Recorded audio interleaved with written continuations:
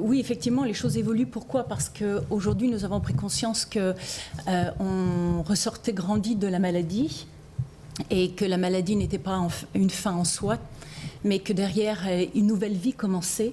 Alors bon, là, tel que c'est présenté, je trouve qu'on parle de reprendre la vie.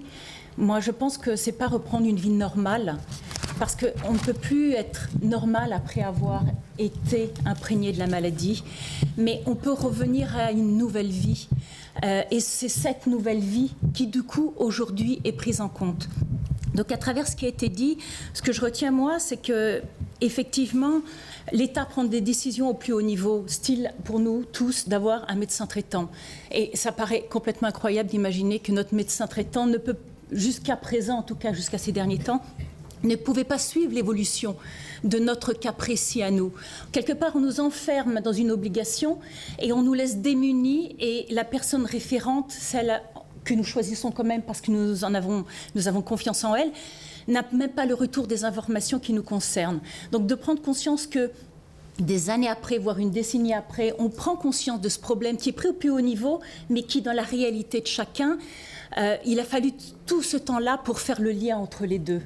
Alors, bien sûr, on continue à prendre des grandes décisions. Effectivement, le président se bat et s'est battu pour que cette prise en charge soit importante, et je trouve ça génial. À mon avis, pourquoi Bercy est réticent? Parce que ça coûte. Évidemment, ça coûte cher. Donc, à une période où il n'y a pas d'argent, où est-ce qu'on va trouver cet argent-là? Et c'est toujours de dire, on prend des grandes décisions pour la masse, et pourtant nous sommes tous uniques. Nous sommes tous des individus qui réagissons différemment face à la maladie. Certains ont besoin d'un accompagnement nutritionnel, quand d'autres en ont moins besoin. Certains ont besoin de soins palliatifs ou bien de faire du sport après, d'autres un peu moins. Et finalement, ce qui est important, et ce que je note dans tout ça, c'est que à tous les niveaux, dans tous les domaines, les choses avancent doucement. Mais qu'est-ce qui est important? C'est ce dont vous avez besoin, vous, individuellement, en tant qu'être humain. Parce qu'encore une fois, c'est encore vous qui décidez de ce que vous allez vouloir faire de cette nouvelle vie.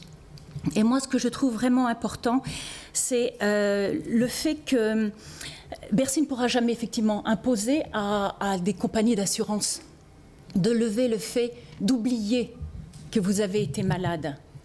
Mais pourquoi? Parce qu'on considère que quelqu'un qui a été malade est affaibli. Et nous vivons dans une société où on n'a pas le droit d'échouer.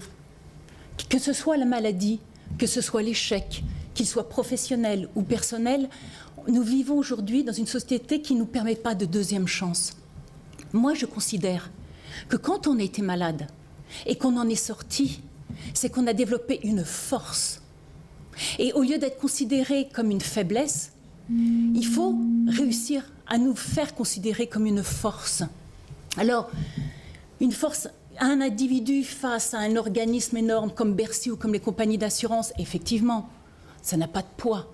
Qu'est-ce qui fait le poids? Ce sont les réseaux, ce sont les associations, ce sont les instituts, parce qu'ils représentent une collectivité qui peut contrebalancer ça.